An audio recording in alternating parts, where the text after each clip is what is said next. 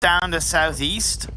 That will, of course, make it a little bit trickier for the likes of Navi, Geek Fam, and hell, even Blacklist, who are on the very, very northeastern edge of the circle. I'm having a hard time in what's going on with Myth. You're just having a hard time? Or okay, do you need to talk about it? Every time I'm casting with you, I think I'm having a hard time. Bro, that was just a bit harsh, man. Hey, bro, you dissed my pancakes earlier, okay? That was not okay. It was completely out of the realm of things you should be allowed to say against me, so I just had to fight back. No, I love casting with you, man, you know it. But Team Myth, they tend to really want to play edge, like a little bit too much, I would say, from time to time. This is great. On the circle like this, I think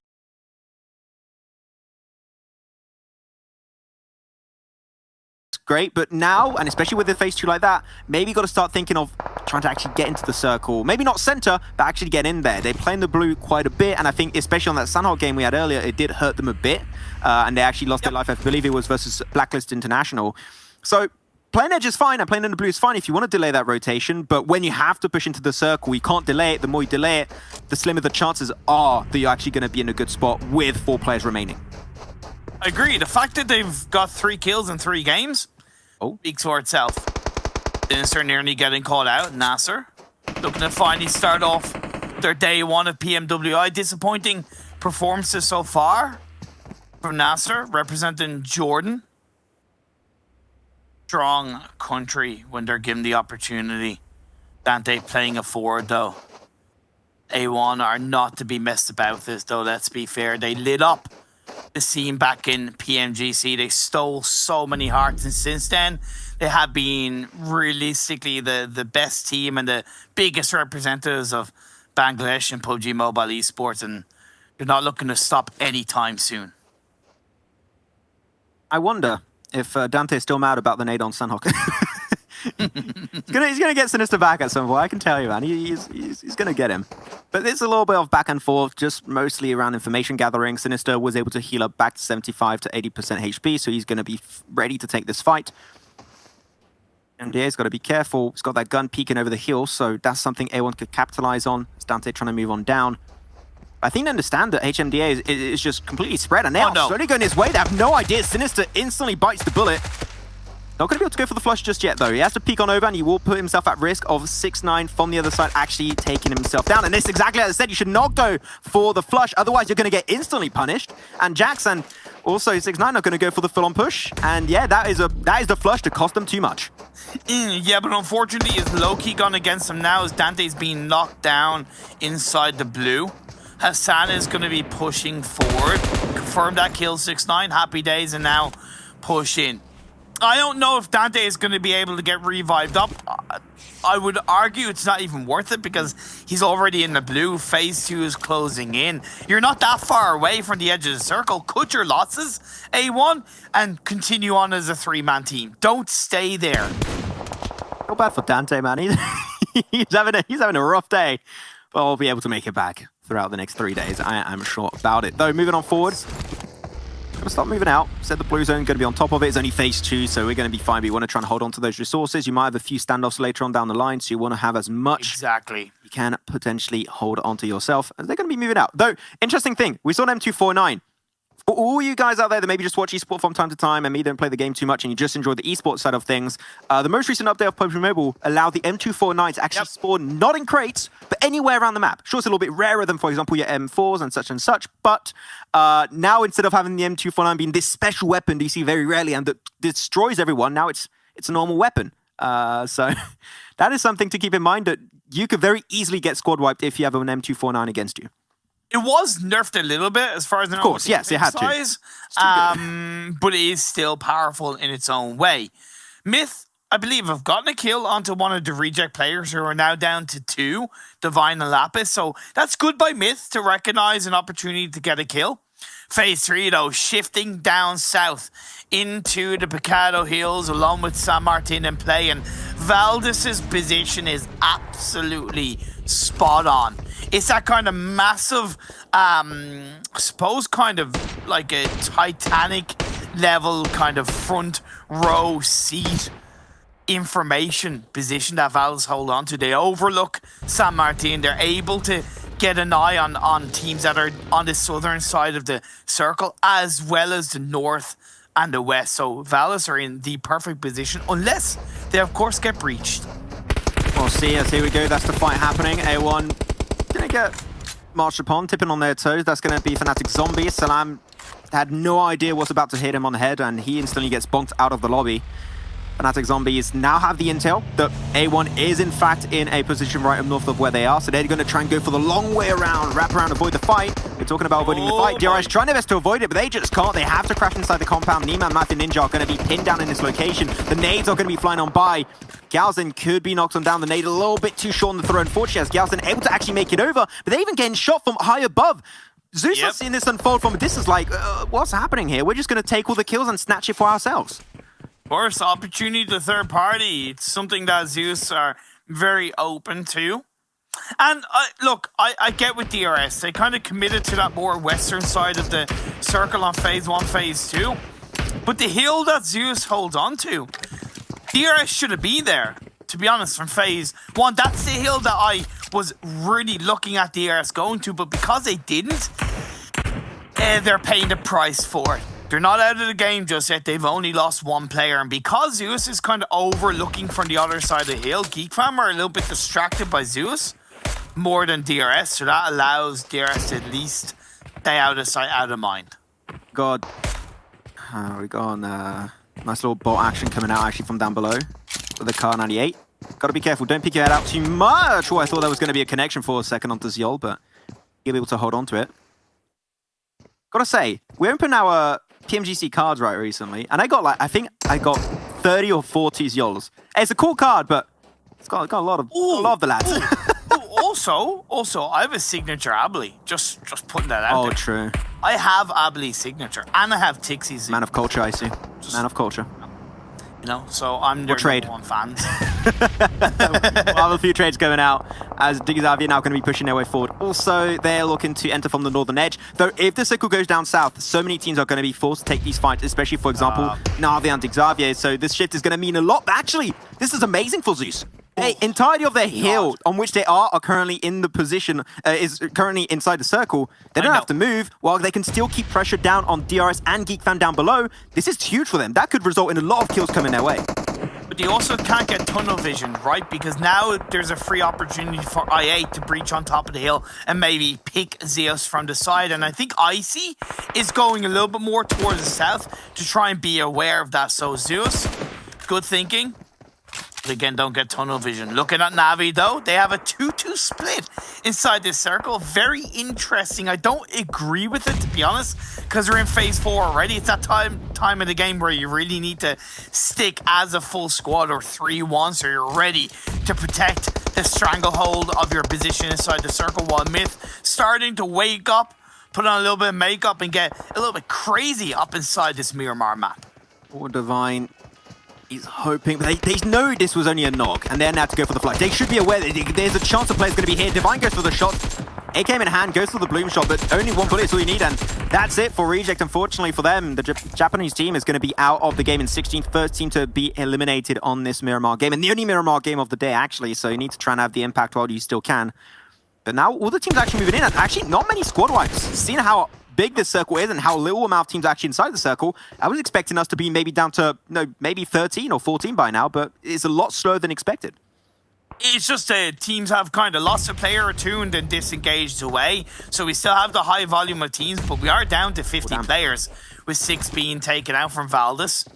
Gives an opening for Blacklist International to push up this hill towards this compound, but Yala are somewhat around them. Nasser are as well, despite those two teams being down to a sliver of players. Well, Zeus, they've created a little bit of a gap for possibly GeekFam and DRS to breach in onto the edge of the circle, but it realistically makes sense because they have to worry about I8 on the other side, like I pointed out earlier on. Not gonna lie, this is the first time I'm casting Geek Fam, and I'm already a fan of their rotations. I mentioned the rotation they did early game, last game in Gatka Fields to get the high ground, get the intel, and to facilitate further rotations. It resulted in them taking the game, and now they're actually extracting themselves away from this fight between DRS, Zeus, and themselves, and now they are controlling the northern side. Not only are they in circle, but they can also snap and grab a few kills onto Zeus or even DRS in the process. Yeah. It's so simple yet so effective. I'm loving how Geek Fam is playing, and their take on PUBG Mobile is so out there, and I think it's just rewarding them with such consistency that if they can do this all the time, we might see them be first at the end. Hope that comes to fruition. Till that happens, there's a lot of teams around them that are ready to challenge, contest, push into their limits. For Geek Fam, I would love to see them actually wrap around the side of that building and go to the compound. I feel like that's a little bit of a safer option, as well as preparing for a potential phase 5 shift in that direction. I understand if they don't have vehicles, they might be afraid to head towards that area as Fnatic zombies and I8 are engaging. Icy comes in to get a backstab from behind, puts even more pressure on I8, and they lose a player.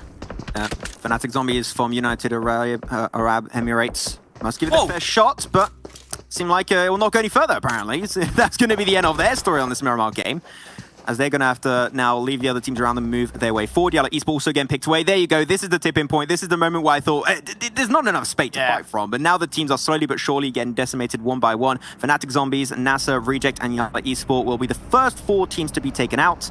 Now only 12 shall remain and prevail. But Na'Vi still for a relatively big spread in this circle. Just now phase 5. Is this too much? Are they bouncing down more than they can shoot? No. Sorry, never mind that. We've got BTR breaching upon A1. The PMGC battle. We'll see. Comes back up. Who's going to come out on top? It seems like BTR are in a much better position because A1 are closer to the high ground, although that's working out. Nice. They have Zeus from behind, and a lovely grenade puts the end to Jax. I see that. We're going to get vengeance for the PMGC. Man, that's a double, Zoxy. You're smurfing it with those nades. What are you doing? Gonna get a third, a little bit short. We'll get some tick damage down onto Jax, and now with the M249, he picked it up in a building earlier, and he's ready to mow down the competition. Sinister has nothing to do. He is just a slither of HP remaining, and he is taken down. BTR get vengeance for the PMGC, and has 4 kills coming their way. Man, has the Kryptonite turned around? Are BTR now A1's Kryptonite? Well, look, for the time being, that has been the case, but we switch on over to DS Gaming being put under so much pressure as Myths. What has happened to them in this 4th game? Doing so much better, but Sporta catching them off guard. Oh, they didn't expect it to actually push out that building. Rio trying to get the intel. Maybe just nade. Do they not have nades? Oh. What nade is all you need to put on top of Sporta? I think they did go for the molly inside. Yeah, they put the molly inside of it. There you go. He had to jump out. Gonna go for the spray once again. No! Sporta, you're just ruining all for Myth. Down to once again a few HP with the AKM. Gonna have to reload. Get himself his nade, ready to go. But ZZP from DS Gaming is going for the wraparound. Myth still able to hold on to just a 2 HP, and they do get it done. That's a South Korean team out of the game. Broly holding his life by a thread. Can he get his team back on the saddle and back in a game, or are they about to get taken down by the teams around them? Oh, Myth got a gift from Blacklist. Believe it or not, that was a third party from Blacklist, who are even ignoring now Myth and allowing those full revives to be played out. BTR push in onto that compound. Zeus have gone there as well. Geek Fam are there as well. It makes sense. We're in the late stages of the game. You kind of got to take what you can get in terms of hard cover, because the open high ground is not easy to deal with. I can certainly see also on the minimap on the top right of your screen, no one wants to go dead center. It is not great terrain. Literally nothing to fight from. So they're trying to avoid it like the plague. And the circle actually goes on top of it. There's no avoiding it, apparently, Imperial. You're going to have to go smack that center. I know. Hey, I said I'm the evil caster, right? I love to see. I press a button, boom. Worst circle we could ever ask for goes right there. Zeus have yet to move forward, though. And unfortunately... not unfortunately. That's an amazing shot. Concept going to be like, where did that come from? I have no idea. Zeus still has a 4-man. They need to start thinking of pushing their way forward. If they get a few knocks, that's going to make that shift so much easier for themselves. The Xavier putting the push onto Navi, just Kitsune left on their own, but he's in amongst BTR, right? So, man, it's not looking good for Navi. Yeah. BTR, I'm new IGL now. I'm not yellow. I'm red. You know. Oh, there you go. Oh no, it's treason. Then he jumps on out. Can he get the double? No, he only gets one. Liquid was so low, almost able to pick himself up a 1v2. It's still a better game than what we saw in their two first performances. Last game was also a really good increase for Na'Vi, but this one did end a little bit shortly for them, and it did not go their way. But still, Na'Vi normally will be able to get the res, and they will be back up as a two-man. But Liquid, he's just surviving so much. He has the high survival time for BTR, and it goes to show the newest addition is a great addition for BTR. Oh, yes, indeed. Can we really call him a new addition anymore? As Concept gets a beautiful nade onto Brody. Man, Myth, can you stop getting naded, please? Come on, guys. You're better than that. As Valdez continue to put the pressure on towards the other side. Myth, once again, down to just one. They can't see where they're shooting, but they're just keeping the pressure down, and Myth can't do anything about it. They are getting absolutely taken down one by one. There are a lot of teams currently going to be suffering big casualties, and Valdez, are they going to make it happen again? They are currently the most central team in the circle. They got the highest ground position other than Hosem for Myth. Currently, they get rid of him. They got the tippity top of the mountain under their control, and all the information coming their way. Are they going to do four top threes, 4 games back-to-back? The dream is about to become reality for Valdez, and we'll even see if they can actually turn it and convert it into a win this time. I'm 99% sure it's going to be 4 top threes in a row, but I don't know if they're going to claim this chicken dinner. Yeah. The reason why is because look at the spread from the Xavier on the northeast.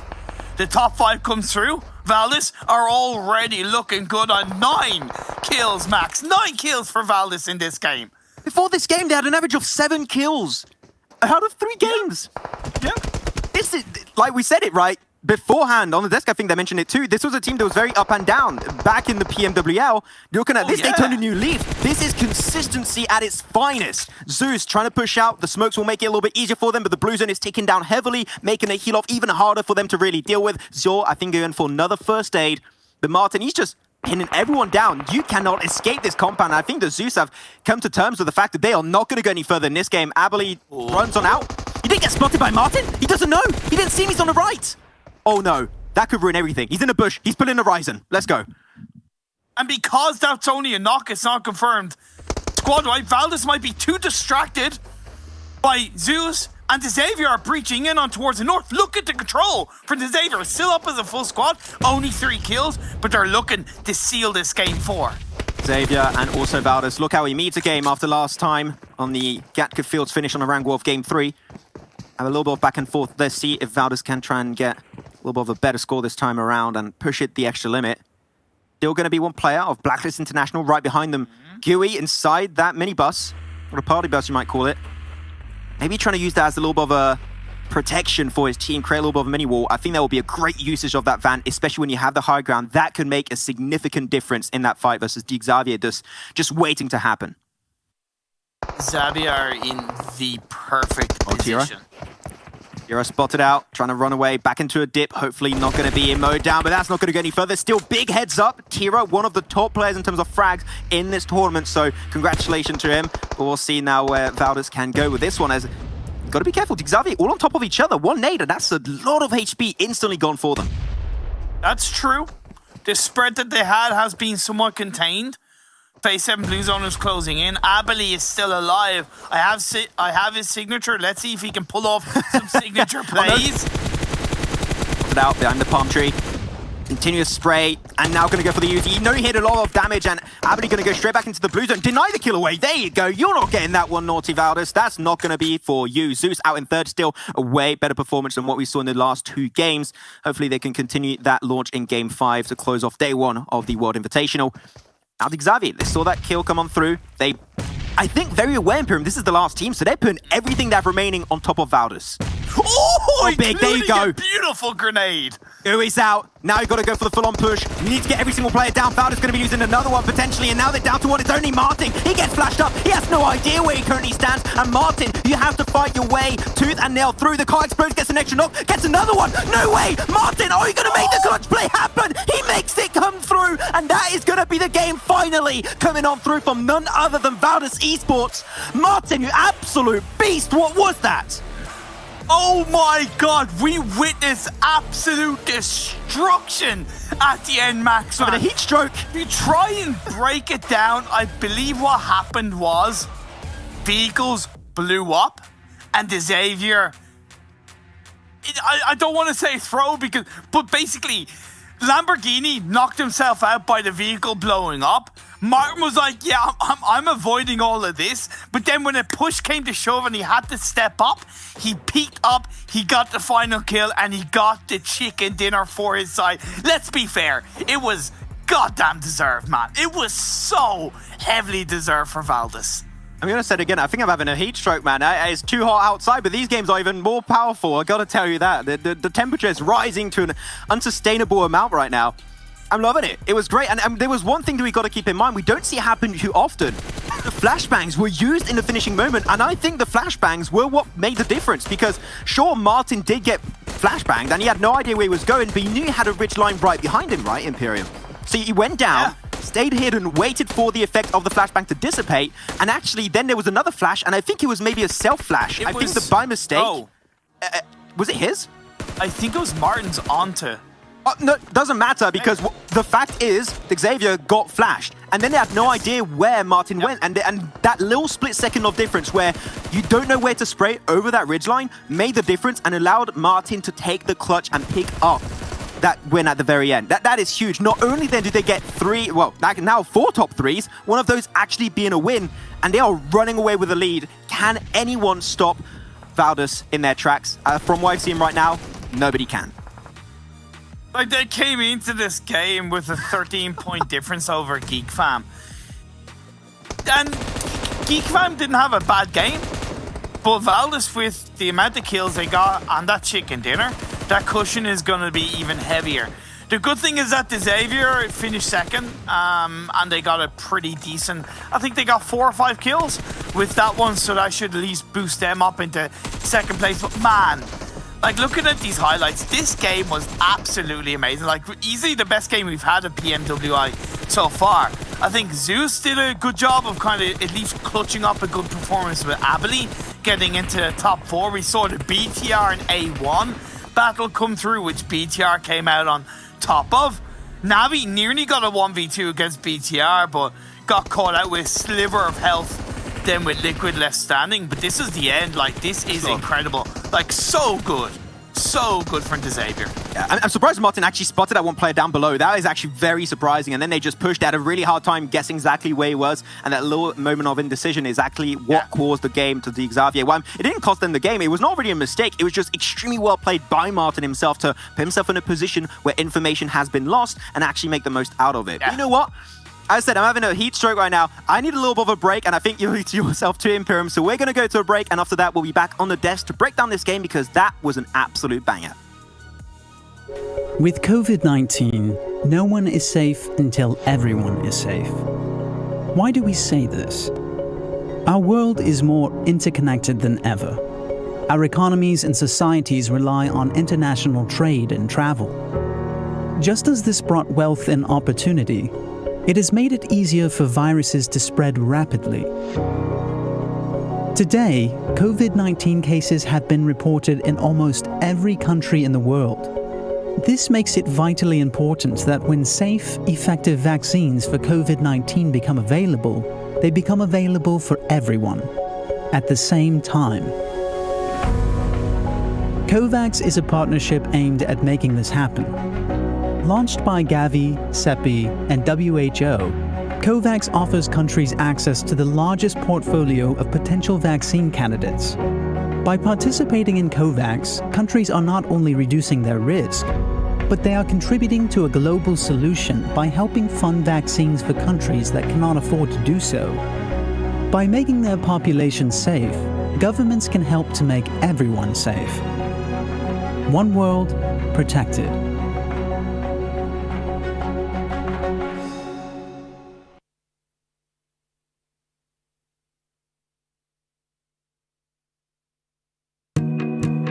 Emergencies always cause shortages because you have this immediate spike in demand, and the supply chain, the distribution, the roads, the warehousing, the trucks, and the information that drives it all gets broken. In a way, every emergency is a logistics and distribution problem.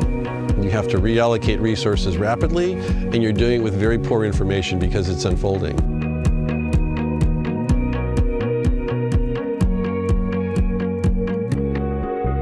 Direct relief's been around 72 years. I don't think anyone's seen where you have a simultaneous emergency everywhere. So the demand spike for medical material, PPE and ventilators and masks and gloves and gowns and goggles expands overnight.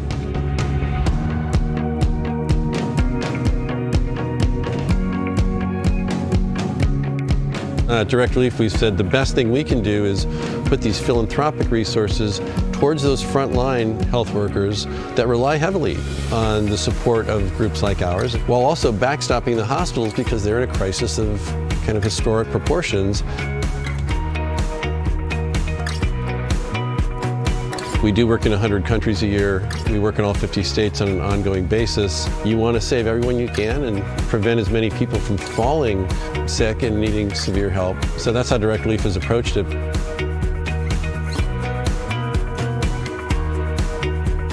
This is one that is an equal opportunity threat to everybody. So we're trying to do our best in a fair, equitable, thoughtful way, doing whatever we can to get help to people where they need it, when they need it, as fast and efficiently as it can be done.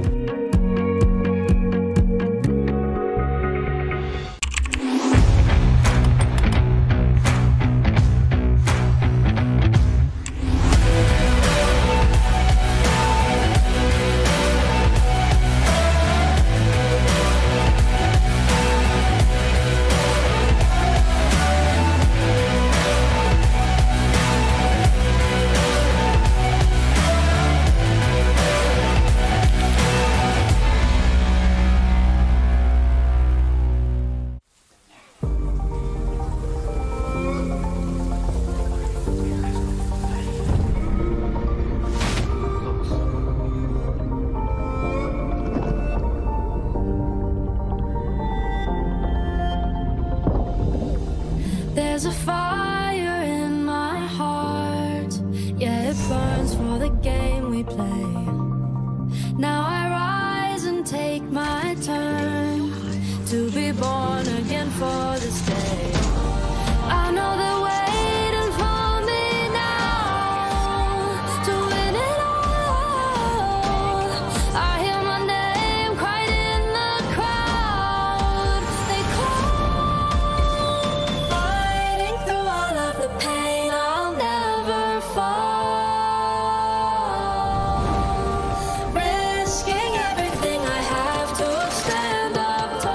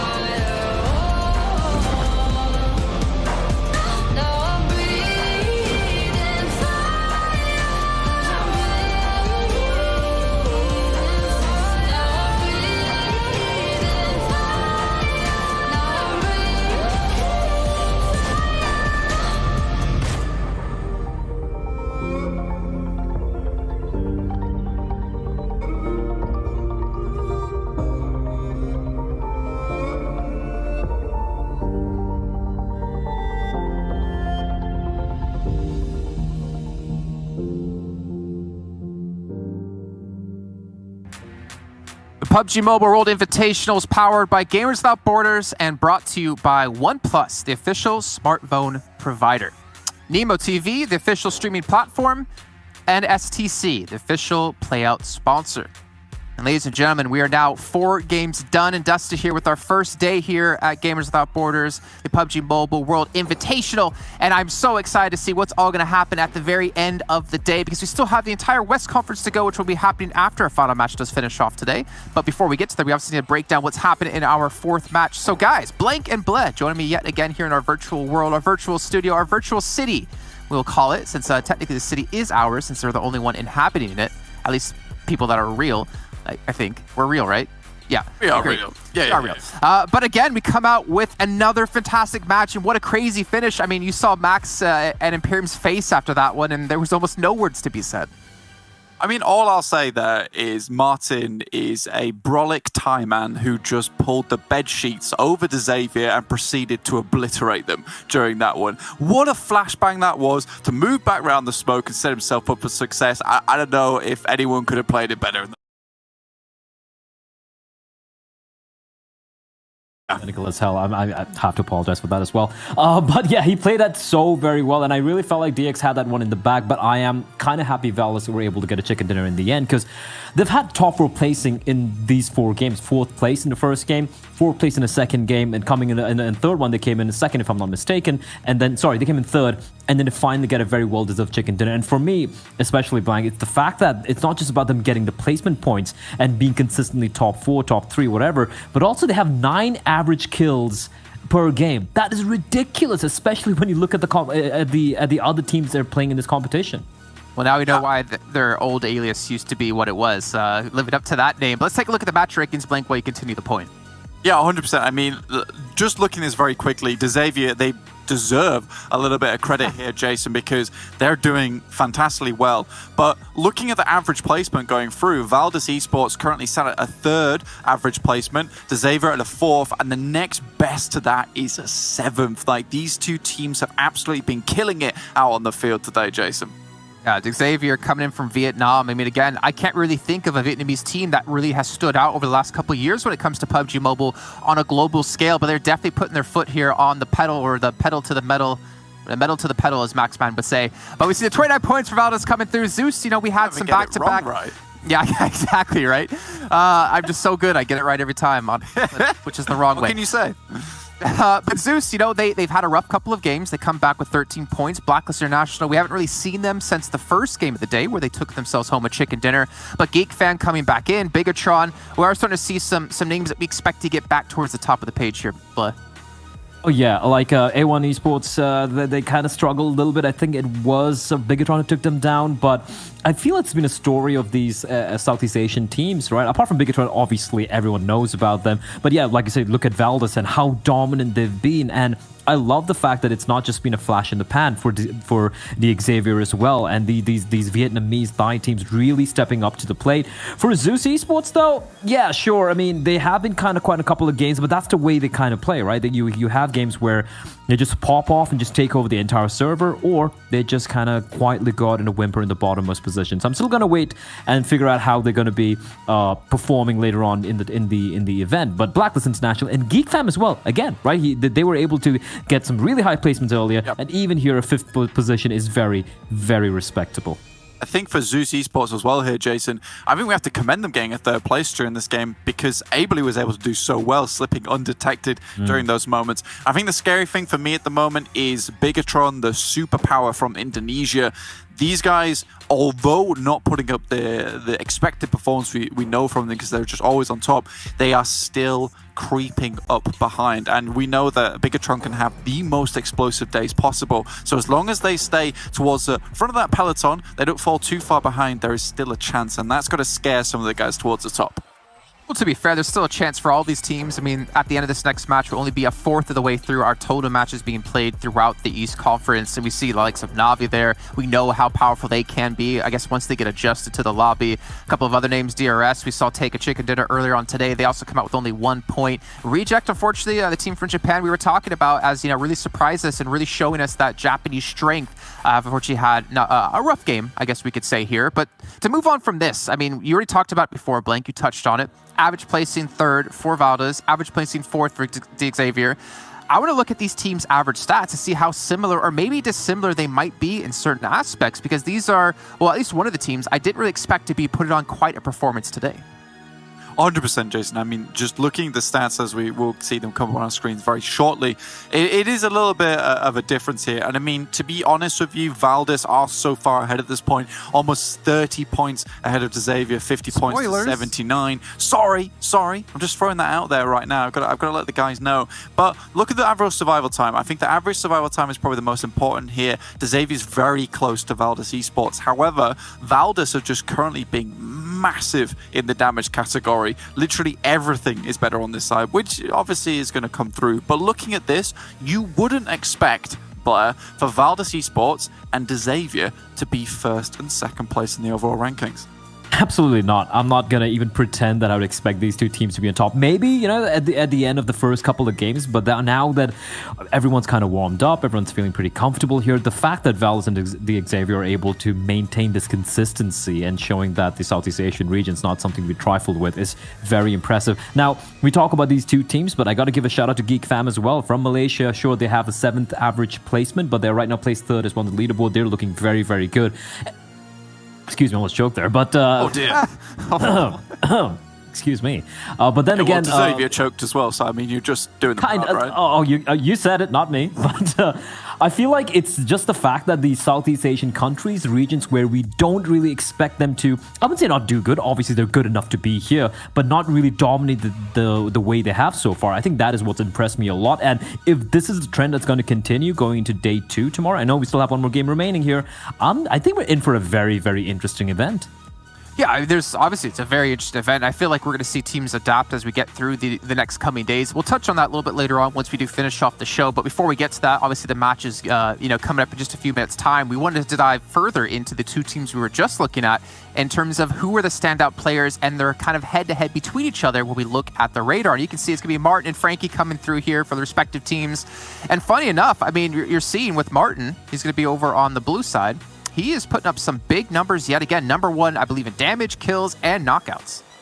Yeah, 100%. I mean, again, this leads back to my earlier point where, you know, I look at these two teams and I look at their stats, and if I'm looking at them objectively, I'm like, Valdez is in 1st, but Xavier's probably around about a 6th or a 7th placing. But no, they're 2nd. In the same place here, Frankie versus Martin. Frankie being the best player on Xavier so far in terms of stats percentages, but Martin makes him look terrible by comparison. It is ridiculous.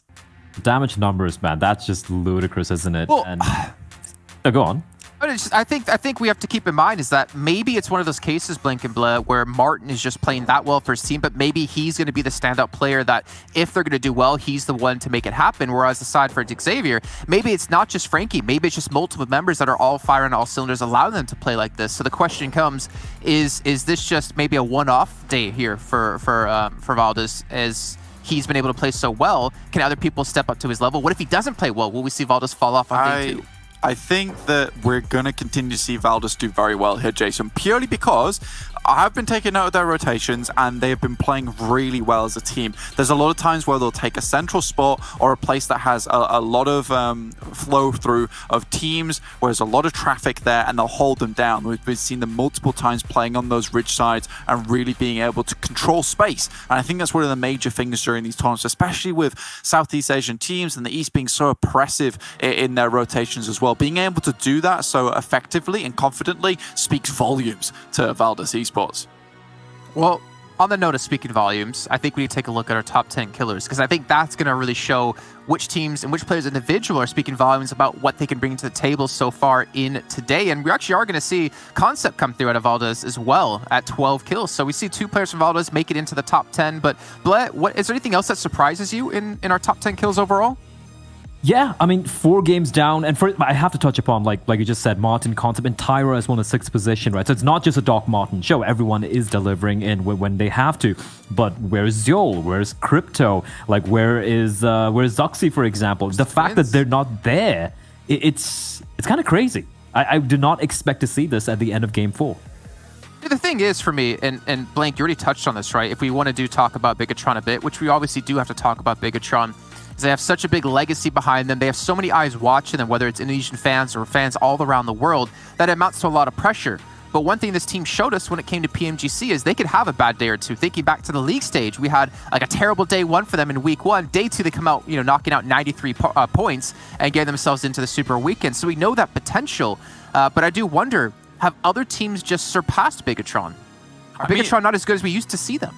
I think that, Bigatron is one of those teams where we have seen them being, fairly consistent today. It's one of those cases where they're not falling behind, which is great. This is really good news for any Indonesian fans out there of the team of Bigatron. But I do think that it just feels a little bit off to me at times where they're not really adapting. It's the same playstyle we've seen a lot of times. What I'm really excited about, though, is the fact that Liquid is in these top fraggers. And if you're Liquid, you're feeling pretty happy because the pressure's on there. You're feeling some big boots in Micro Boy, and honestly, continue to do well. The pressure's off him now. All right, well, the game is ready. So, gentlemen, thank you so much for your analysis of that last match. We'll check with you guys when our fifth and final one is done for the day. It's time to bring our commentators back in as we're going to head to our fifth and final match here with Maxman and Imperium. We're getting back into it. Thank you so much, Jason, as always. And one more game to go. And I'm not going to lie, Imperium. Oh, yes. These games have been going by so fast. Like, that's what they say, right? You're having a good time, don't see the time go by. And it really feels like that today. We're already 4 games done, 1 more game remaining.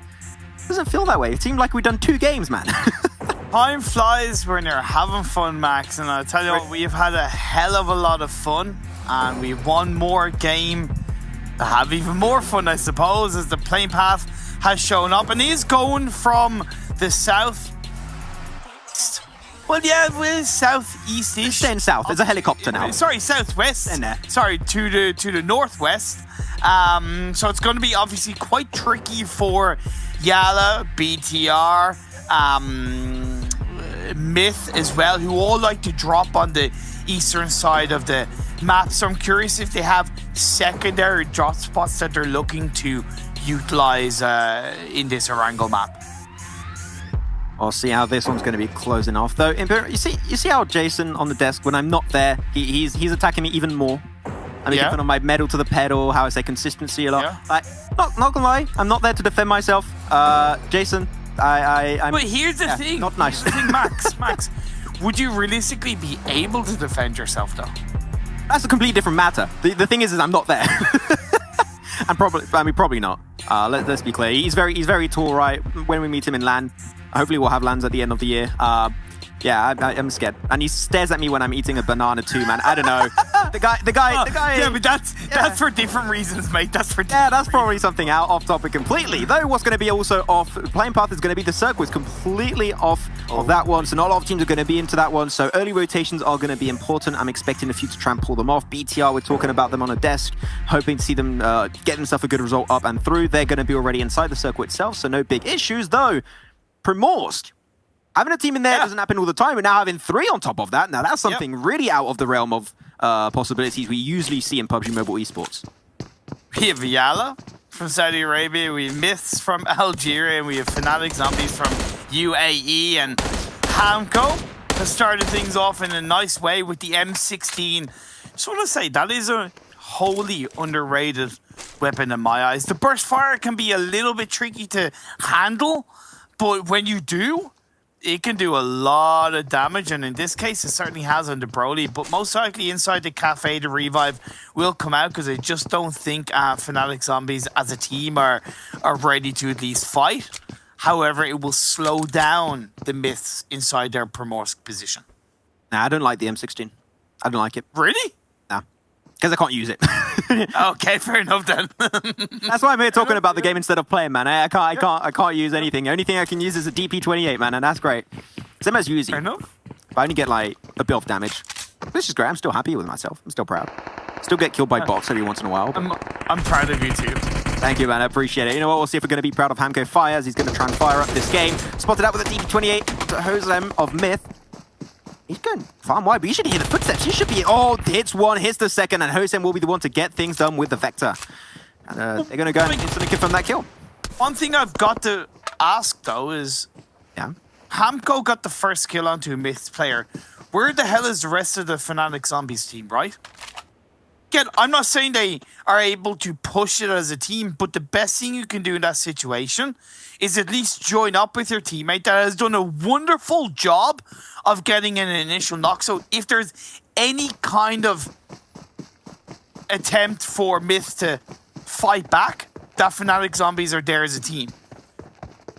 That wasn't the case. Myth did fight back. Hamco got taken out. Just poor team play from Fnatic Zombies in that moment. I guess to put it in as words is you have one player taking a fight, gets the kill. You know he alerted his position and given that information over to other teams. So because of that, you should back him up.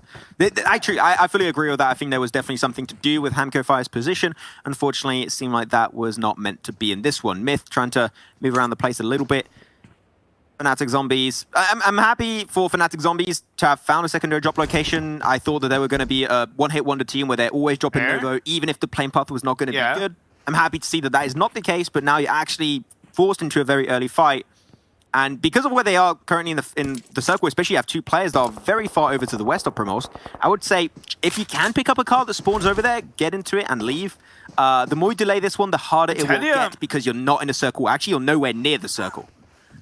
I know this is going to sound silly, and the timing of it is incredibly...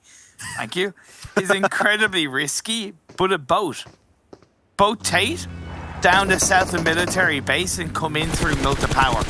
It would be, timing would be, of course, important, but that could work out. However, Mexico from Fnatic Zombies has at least been able to get a kill for his team onto Yala Esports. And right now, Myths are looking the better team out of all three because they still have a full squad up. Feel kind of sage for Ida, not going to lie. He has died twice. Very early on in the game, 2 games back-to-back now. And you mentioned it earlier, especially last game on Miramar, where Ida did lose his life early on. He is one of the top fraggers of the entire tournament at the start, at least for the first 3 games, and I don't think that's the case anymore, purely off the back of those 2 last games. Spray will be coming out from Jamaz. Unfortunately, not enough ammo to really dent side of Myth. So they're going to be moving on out and make it far into the distance and make it into the compound. Get out now. Smoking? Thank you. I was like, you're pushing your luck a bit, man. Yeah. Whew, that was, especially with all 4 in one vehicle, right? We constantly harp on about that. Yeah, exactly. But anyway, we focused quite a lot of attention on, obviously, 3 teams in one city. We really need to bring it back to where teams are currently rotating as we get through the blue zone of Phase 1. Yeah. DRS had an easy rotation from Yasnaya. It's where they drop, and they sent Mafia Ninja to scout a little bit further down to the east of Yasnaya. The Xavier have rotated extremely nicely in towards the north center area of this Phase 1, and A1 Esports is right on top of this center part of Phase 1. It's the kind of logging cabin hills overlooking prison. They're going to be able to get a decent bit of a control if they spread out a tiny bit on this Phase 1. I understand why they aren't, because they've literally just rotated there, but now that they've got there, they need to at least send one player a little bit to either the east or the west to start getting information, because they can't be bunched up together, otherwise too many teams are going to get close to them. I mean, right now, this is a blessing for A1. They got a strong position. The amount of information they could gather is really strong. But it could turn into a curse if the circle does not go their way and they do not execute their rotation out of that position effectively. Yeah. So that's something. A1 is a good position, but it also has, just like for Spider-Man, you also have a lot of responsibilities when you're in such a position, right? And you must be careful of how you try and leave that location. If you're just going out on the whim without trying to pay attention to what's happening around you, things aren't going to go too well. So, talking about things that are not going too well, this could not go too well for the likes of DS Gaming or even from Na'Vi, as they're both rotating around from the northern side of George Pole. I think that DS Gaming starts picking up enough speed where Na'Vi can't really catch up, so hopefully that's not going to go back and forth. And I don't think they really want to take the fight because it's in the blue, it makes no sense. If these teams could have like an unwritten agreement of, let's not fight, let's start fighting inside the circle, I think that would be the best course of action for them. Zeus are going quite direct into the circle from that west. I'm relatively early. Well, they started relatively early, but now they're into the circle as Phase 2 is about to pop up. Geek Fam are showing great trigger discipline, right? Why take shots on a team that are holding good momentum on their rotation? You're better off just staying quiet for the time being and then catch them out later on as phase 2 pops up. That's the way I would look at it, at least. But they're going quite deep. They've avoided Nasser, they've avoided GeekFam, they've avoided Valdez. So really good from Zeus. Again, that kind of what seems like a bit risky, but is the opposite to an unorthodox play, is freedom for Zeus to move in. Yeah, Zeus can just play around the position of shelter, so we'll see. Circle going to be taking a lot of the water. I wanted to actually talk about the water. A lot of water in play kind of made this a phase 2, and you can see it. Literally all of the mainland, at least most of it, will actually fit in that phase 2 circle. So nothing will change. We're not expecting any teams to go out unless a big throw of a play happens, then potentially. But otherwise, this is going to be a very laid-back phase 2, even phase 3 potentially, I would say. And Valdez going straight for a central position, and Blank mentioned it, right? He's paying attention to the rotations, and I've been checking out too. They are so quick to react to any kind of shift. Yeah. And that is what's rewarding them with being on top of their games every time. And I think that is the recipe to success that they found. And if it ain't broke, don't fix it. I loved I8's rotation from Military Island and the military base. I thought it was very quick. It was clean because they wrapped around the south of Milta. But one thing that worries me about them is that they often spend too much time rotating and not enough time actually being in one position and becoming settled in that position, ready to take a team fight. It's where they've gotten caught out in the first game, etc., by not necessarily leaving it too late, but for rotating for too long and then being caught off guard for that. Right now, they're on the western edge of Prison Hillside, which isn't a bad place to be, but is very risky. Again, they gotta be aware that Prison Hill is a kind of hill where there's always a higher ground. A1 are there at the very top of that higher ground. Zeus are to the west of I8. Let's see how they deal with it coming into phase 3. As long as you're aware of your surroundings and you're not trying to take an uphill battle, then you should be fine playing around Prison. That's the only thing you've got to keep in mind.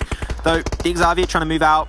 They're going to go... Wait, I heard you call this position so many different names. What is it now? Museum. Museum now, okay. Hello, museum. Because what was it called before? We used to call it... it was called Walmart before. Walmart, that's it, yeah. From Walmart to museum. I'm not gonna lie, hey, culture's Pog, okay? I prefer this. Museum good. Keep it up. I'm glad it gets your approval, Max. Yeah. I went know to a museum that, like a week ago. It's so fun, man. You I mean, did? I like fossil, like dinosaurs and everything. Fossils? Fossil. Hey, I said it in French. Okay, it's fine. Let me. But no. Like... I'm struggling to say you like big dinosaur boys. Zeus, okay. Never mind dinosaurs. Okay, so don't worry. You're good there, man. You're good there. Reject Scarlet. They have kind of Potato Hill area under control. But what I like about it is because Potato Hill is now on the southwestern edge of the circle, it's much easier for them to spread out a little bit and get information into a more central area of the circle, and there's a much higher chance they're not really going to get backstabbed from behind. So I really like that awareness from Reject and just reacting to that circle shift on phase 2.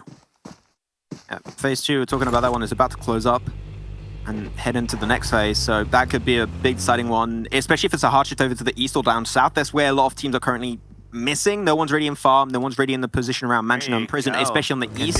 That could be a big hard shift that could go against a lot of the teams, but Reject, they're going to go up against Fnatic Zombies as they are just struggling. There's one player on the roof, though, and I don't think they're fully aware of that right now.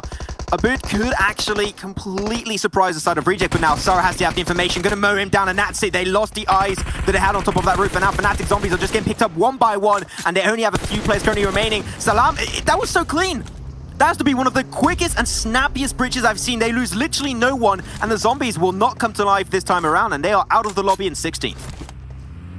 Remember what I said about spreading wings, getting information? They got the information and they pushed it perfectly. But also what I love, the reason why that worked out is, one, because the risk of having somebody in the roof, I saw what they were going for, but it didn't work out. But Reject automatically stopped Fnatic Zombies from holding the edge of that hill. The edge of the hill could have been the reason why Reject lost that fight, but because they pushed in deep and stopped the edge of the hill being held onto by Fnatic Zombies, it was an easy reject win. Or maybe biting down a bit more than they can actually chew. That's another big fight reject are taking. There's a little bit more resistance, I would say, versus Bigatron. There's now Luxy and Rising still up and ready to go. Luxy needs to make up for the few weaker performances at the start of the day. Oh, this twin is going to be entering the building, going for the res potentially. The Molly goes a little bit higher up. The nades, the utility still getting traded back and forth. Now the rest of the team of Reject joining up, and Zeus, they're good for third party, man. This is a party, and they got the invitation. And Zeus gonna go actually just into the building, just more over to the northern side. Not gonna get fully involved with this fight. They want to wait for it to end before capitalizing and joining the party. So things are a little slow now, but they're gonna ramp up pretty quickly. I love that the first game of the day was quite passive, quite chill, but now we're in the last game of the day. All hell is breaking loose. We're going for it, man. They'll throw in everything they have, throw the spaghetti to the wall, see if it sticks. If it does, you're doing good. This trying to actually reduce the effectiveness of the two other teams against them by using that utility, finding some knocks and damage. It is making that so much easier. Zeus is currently the knife going through some butter and is looking so easy how they're playing around it. BTR still got currently 3 players. Nades, they have the idea. They know where BTR currently playing in this location. Godless is right down below, definitely in nade range. But Bigatron, how are you going to play this one? You're all catered in one building. Maybe it will be good to jump out, send a player to actually get the information around the side of the buildings, but they want to stay catted inside, and you're going to get naded eventually. It was just a question of time. Ziol gets the first one. BTR now down to 2. Is Luxy and Zuxy. Let's see how the twins can make things work out. As Luxy actually inside the smoke, they do not know. He could try and backstab it coming out from behind. Godless pushes up, gets an extra knock. Now it's just one that's going to be remaining, and they spot him out instantly inside the smoke. And what a push from Zeus, rising up to the occasion. And now 5 kills coming their way with still 3 players. That was a push that was a little bit slow, but the execution was on point. Chef's kiss. Yeah, and I get why they were a little bit slow in it, because it's a tricky building. As much as it's one building, it's actually a tricky building to breach, and a lot of smokes were utilized by BTR, so Zeus didn't really have the vision. So relying on the nade that eventually did secure a knock was the opening for Zeus to push in, and BTR got wiped out. Circle does shift over to the west. It could be a school/apartment finish. Great for Blacklist International. Yalar committed to school. Nasser at the moment committed to apartments, but I'm not really a big fan of that one. I8 though are looking for a bit of an engagement. No, they're disengaging away from this one and opting to play for the circle. Not a bad idea. DS, will they be able to catch one of them off guard? I don't think that's the case. Good eye gelling from I8. Yeah, I think that's a really good call coming out from them. They can easily cross over the bridge just right up north of Rosok, or the one a little bit further up northeast. It works out great, though you've got to be careful. Navi and even the likes of Blacklist International could be there. But we're talking about the circle that could go into apartment/school. We saw one actually in the PMPL Western Europe, right, with Black Spark, I believe it was. Yep. And it's very intriguing. If it does come to that point, we'll explain a little bit what the stakes are and how things should work out for a lot of these teams. But if it does go there, a lot of teams are going to have to be very cautious of their next move, because it's not an easy compound to fight in at the end. What I liked about I8 just there and then is that they stopped across the river first before they swept over the bridge. Getting that tiny bit of information was so valuable. I think they have an idea that Blacklists are there. They're breaching in, but they didn't see Navi. And Navi heard the vehicles, and they do third party to get a knock on the bosom. Well, but Xavier, you lose everyone except for one player's going to be actually Frankie. Stays up. Oh, there you go. Broly gets himself the knock at the end onto Lamborghini also. So a lot of kills currently are happening on the kill feed. I8, UZM, and also Crypto might be losing their life, and they are spread away. Currently the 2-2 split. 2 players taken down. Makes it really hard to really pull on assistance. And Navi, they're going to be pulling up and going for the assault onto I8. Oh my God. Every single kill they can, up to 4 so far. Navi, can they get himself another banger game just like last one on a Wrangle? But can they this time convert it in a win or a top 3? That's the focus. They see Valdus moving in the distance, trying to shut them down, move them out of the way. But seem like Valdus are not ready for this fight, so they're just going to ignore it entirely. Well, Navi kept Kitsune a little bit further back. Now Kitsune is going to look to join up with them, get closer, so they're all committed to that one area, because they got deep in that fight against I8 that they really felt like they had to commit it. If Valdus hadn't repositioned onto Rosal Hill, Kitsune probably would have stayed there, but great awareness by Kitsune to join back up closer to his team. But other teams are looking for a mix into this northern side of the circle. Right, Zeus heading in this direction. I was just going to third party again. I mean, they could. They definitely could. The fight's currently roaring up between IE and Na'Vi. Oh, I think, yeah, okay, the molly did connect for a few seconds then. Not going to get the knock on the play of Na'Vi, I believe, just yet. I think I was slowing down, but we've seen Geek Fam a lot in the kill feed Imperium. Like, an insane... Oh, okay, Blade, no, you can't do that, molly, man. Ah, that hurts him a lot. Now he's down to 1 Rebbers, and he's indeed going to go in and take a little quick nap and dream it up as he's going to be out of the game. And Na'Vi will still be up as a 3-man. Losing ticks in the process, unfortunately, but still, now you've got to be careful as Zeus are creeping their way closer.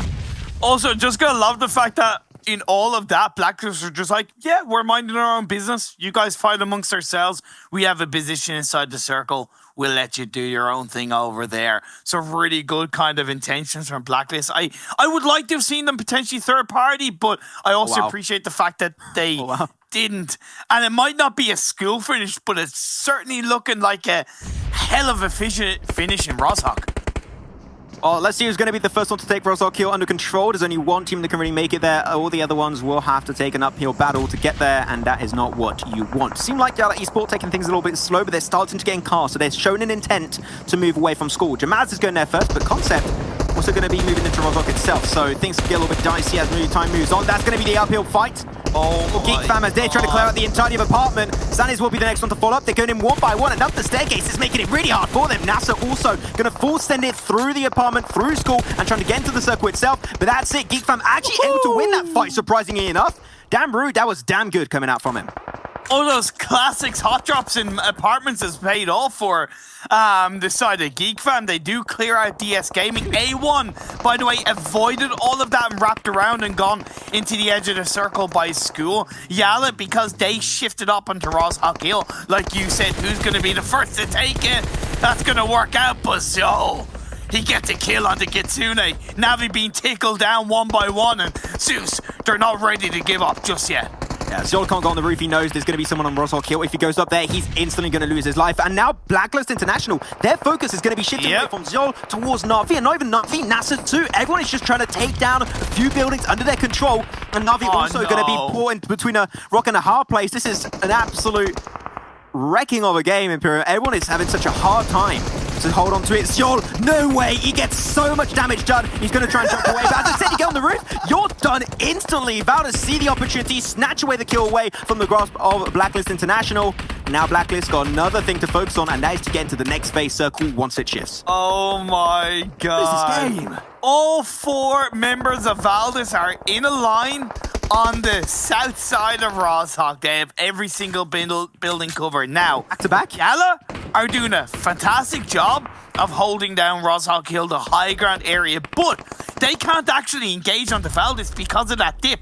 If they go too far forward, they have too much of their body exposed, so Valdez are actually in cover right now.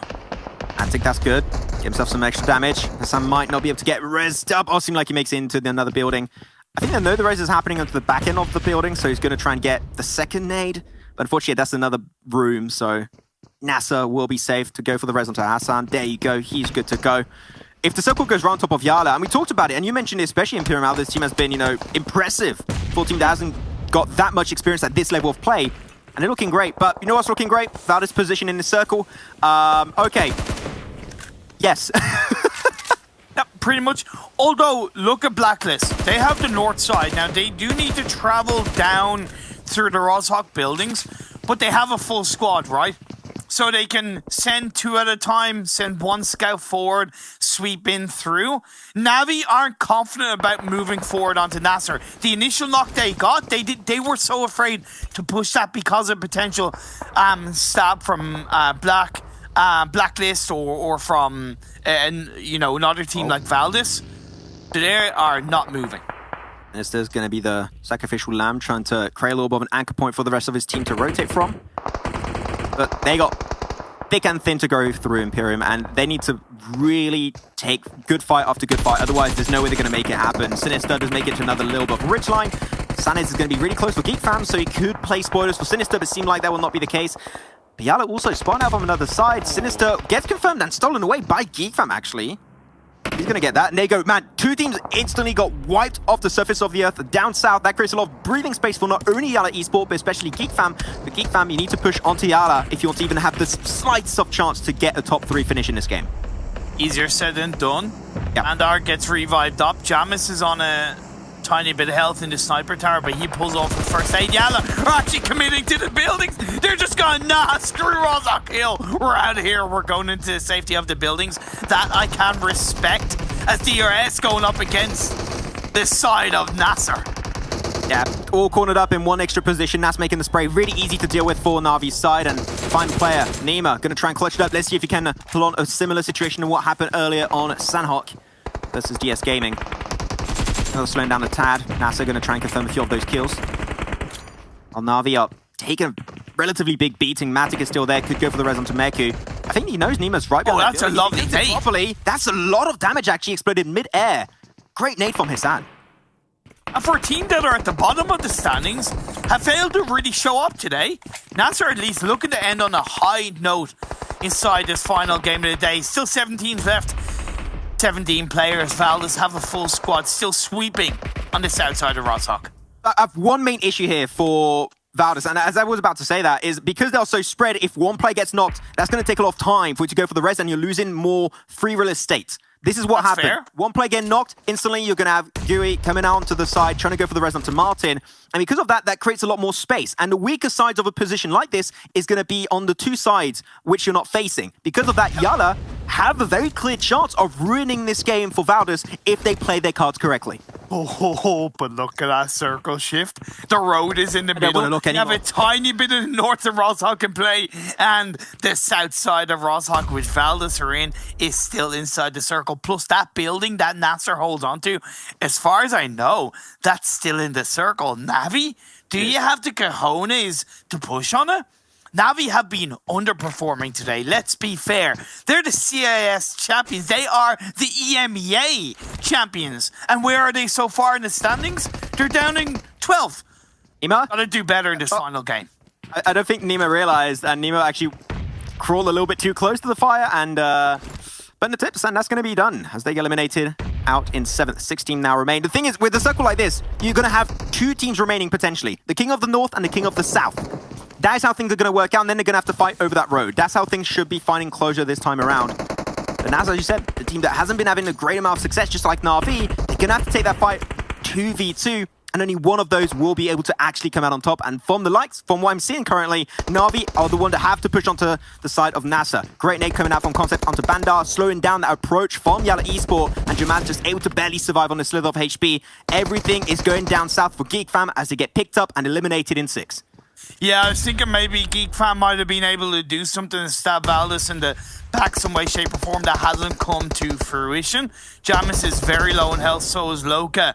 Reluctant to try and go for the revive, knowing that another nade inside that building could be the death of Yala Esports. Yeah. 5 teams left, 15 players.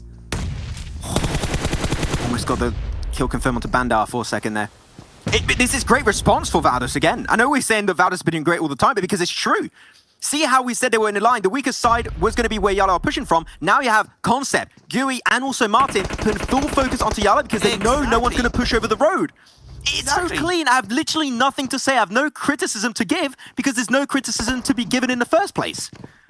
Now Navi starting to move. They've Blacklist on one side, Nasser on the other though. So difficult to deal with as a blue zone face. Never mind the fact Bye-bye. that a nade knocks down Matic. And Nasser's nades are gamers second to none. They are absolutely shredding it, but now Blacklist, they know there's only one team that can survive in this current landscape of the game. We need to take down the two other teams that are sharing the buildings and the compound with us up north. That's exactly what they're going to be doing. Hassan behind the wall, got to be careful. Meku holding the staircase with UMP. He's got to reload. Not a lot of ammo on that weapon. It's not great to clutch it up. That's one down. Nasser, see you later. Same for Na'Vi. Two teams instantly picked up. And they shall be the King of the North. That is going to be Blacklist International, securing a top 3 bare minimum. But now, who is going to be the King of the South? Is it going to be Yala, or is it going to be Valdez Esports? Oh my lord, I feel like it's going to be Valdez for the back-to-back as they take down Yala. We're left with our final 2 teams. A knock onto Tyra creates a tiny bit of an opening. 6 is on the top floor of that building. Just keep an eye on 6. Because if 6 can get a couple of shots and suppress Blacklist even more, that can allow Valdez to sweep across the road and just go full ham on the Blacklist side. You must be kidding me. This is absolute insanity to see that every single game today Valdez has ended up top 3. One of those actually resulting in a win. And they might get himself a back-to-back to close off day 1 here for the Eastern PUBG Mobile World Invitational. This has to be some of the most dominant performances I've ever seen. Chucks the pan, he's like, hey, you never know, man, I might just get one. And it's a proper 4v4. But the circle, I can't even see it. They're all on top of each other. I don't even know where the circle went. It's on the road, baby. It's on the road. For sure, back on the road again, that's for sure. Nice nade, that's huge. That's what Aeon's wanted. Now they got the man advantage. But normally, they might just have enough time to actually go for the res if they're inside the circle itself, which it seems like they are. They're going to smoke it up. But because of that, Valdez are going to also lose a lot of information onto Blacklist International, and now they're creating that smoke road. They're going to be sending Alas first to actually create that distance and to actually close off that gap, should I even say. Alas going to be the first one to go on down. 4 players now up. They got the res onto 6, and now they got themselves 1 knock. Do they want to push? What is the game plan that Valdez wants to pull off? More smoke's being thrown out. Try and create a little bit of space. The movement comes in. The revive has not been pulled out. Blacklists are down to 3 players. Martin is knocked down. 6 was revived up. Valdez, they're pushing forward. Yeah, I like it. They're sending Martin a little bit wide onto the side to get information, to see exactly how they're pushing. Claire is going to be able to get himself the kill confirm onto Martin, so no more information coming away of Blacklist International. Everything is going to the wall. I have no idea what's happening right now, but I can tell you as a fact that there's still 3 players remaining for Valdez. They are taking him down 1 by 1. There's an extra player. There's only Claire that's going to be up and ready to go, and they pick it up, Imperium. Again, in one of the most bizarre finishes I've seen in Rostock, they make the back-to-back dream become reality in the World Invitational, and the team from Thailand of Valdez Esport get themselves 5 top 3s out of 5 games. What is happening? My God. Either way, whatever happened at the end of the game, we were going to have 1 team with 2 chicken dinners in day 1 of the PMWI. Safe to say, the best bet came through. It was Valdez Esports with a fantastic finish. And that's the thing. Pushing on the road, being aggressive on that road side, believe it or not, was the most important factor of winning that game. Blacklist were the first to do, which was brilliant. But then Concept slowed Blacklist down by getting an initial knock as they pushed across the road. I felt like Blacklist slowed down after that. Whereas if they hadn't of, Blacklist could easily have taken out Valdez. So just that tiny bit of domino effect allowed Valdez to then push across the road and get the win through the smoke. It was wild. I gotta accumulate my thoughts a little bit here, man. This is one of the most insane starts to a tournament I've seen. Like, we've seen teams start off well, right? Yeah. I think that every tournament you see that happen. But a team that starts off this well, I've never seen that. 5 top 3s out of 5 games on the very first day of an event like this is huge. But now the question is, because today is done, that was the last game of the day, can they follow up those kind of results into day 2, into day 3, into day 4? They do that just a bit more, and they are almost impossible to catch up with. So, on one hand, the obvious answer is I don't think it will continue, because we always see this, right? In terms of a team starts off well, but then other teams start to adapt, counter them, etc., etc. But with the way Valdez played every single game, every single time, despite a little bit of luck here or there, has been near perfect. To the point where I'm going, I don't think they can be stopped. Genuinely, I don't think they can be stopped. They might get slowed down. They might have a little bit more of a hit or a little bit more of a miss, but insane from Valdez. Yeah, can't stop, won't stop. But with that said, that's going to be it for myself and Imperium for today. There's a lot to break down, so I'll head on over to the boys of Blank, Blair, and Jason on the desk. Well, Max, I feel like there was some line in there you could have said that would have definitely closed it out well for me, of you saying, well, that's just illegal. I mean, Valdez somehow are just coming out so well today. I mean, like you guys said, top 5 finishes. This team from Thailand is proving to be the team to beat, and a team we definitely had our eye on coming into this event. But I would say confidently, at least for me, I never expected them to do this well. I don't think really anyone expected them to do this well, where they should be over 100 points now. But Blank and Blair, what a play. I mean, I think you guys were talking about before, Valdez, they just don't make mistakes. Yeah, like we were talking about the green room as well, right? And the fact is, sure, you can talk about certain teams having a great start to the tournament and how day 2, day 3 onwards might kind of trail off a little bit. Other teams might be able to come back up, but like Black and I were discussing, they haven't made any unforced errors. Like sometimes, sure, like the circle might not favor them. There's nothing you can do about that. But apart from that, when they have the information they do have, they don't make a singular misstep. Even that final fight coming in, the way they were aggressive, they weren't waiting for the fight to come to them. They took the fight to their opposition as well. I'm just looking at the stats, man. Like, they have 47 kills. 47 kills in 5 games. The second highest is Geek Fam on 27. That is ludicrous. Get this guy out of here spoiling stuff for us, but that is shush. ridiculous. That is insane stuff. Let's take a look at the results though from the last match so we can obviously get to the overalls in a little bit of time here. And the amount of points these guys are building up, 26 points, and like you were saying, Blair, like 11 kills in this game. They are just putting up the numbers constantly. I mean, it is ridiculous so far, and it feels like this mark where they're hitting these high kill strides games and just high placement points. When they started the day without a top 8, they start the day of fourth again, then they hit a third, then they hit a first and a first. So it's just a case that they've just been leaping up the standings all day to the point where they really hit, I'd say they really hit their stride, but by stride I mean that they were leaping about 50 meters at a time towards the end of this competition at the end of the day. So really, really crazy stuff. And I think that, you know, me and Blair were breaking down that last fight, and I think that again it comes down to that idea that I mentioned earlier on the death segment, which is control from Valdez, and they are the masters of it. That fight there, they dropped 6 into the top building. He's watching the window. He knows Blacklist want to cross this road with the ridge side there. He's going to have first entry, so he can just like jiggle peek the window there for a little bit. Rest of the team, they clear out the team off to their east.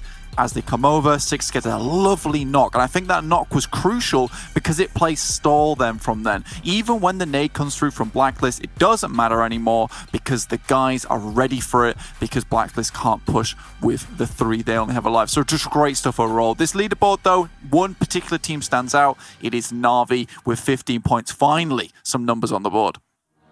Yeah, Na'Vi, even Yala get up there, Nazar as well. We're starting to see a couple of other teams that typically weren't towards the top of the results here, Bliff, finally have a breakthrough game, and a pretty decent time to have it happen. You didn't want to end the last match of the first day on a low note. Yeah, you didn't. And Yala especially, when they dropped into its Primorsk, they had Myths as well as Fnatic Zombies right next to them. So the Middle Eastern teams, all 3 teams dropping into the same town. But they were able to kind of win their duels, win the fights they had to, able to make a top 4 finish is definitely good. And look, we can keep talking about, like, you know, Na'Vi, for example, able to kind of bounce back a little bit. Blacklist as well. These SCA teams, Geek Fam, again, 6th position. You can't count them out. They have been consistently very, very good so far in the tournament. It's just the way that the guys in the form of Valdez have made everyone else look so pedestrian. It just kind of runs over all the other storylines. Looking at the second half, though, Bigatron, not a good end of the day, right? We still know what these guys can do, but so far, after 5 games, Jason, really haven't seen much from them.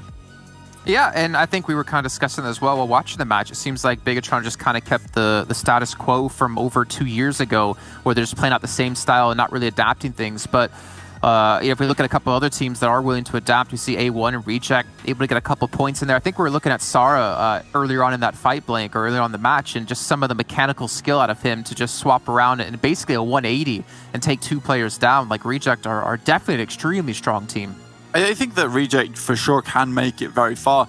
This is what I continue want to see, because every time I watch Japanese PUBG Mobile, all I'm astounded by is the mechanical ability of these guys, and they're really, really good. And I think if they can kind of mesh that strategy as well as that mechanical ability, they could have something really good on their hands. And I think that Reject in the moment, I think the one thing they lack is confidence, because you see these players from Sara come out, but they don't come out all the time. And when they do, it's a case where it's like, you know, it's a do or die moment. And it shouldn't really be a case you're forced into those moments. And Valdez is a team that isn't. They will make these plays off the back of nothing.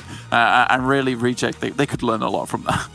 Always got to bring it back to Valdez. Of course, don't man, worry. of course. We have to.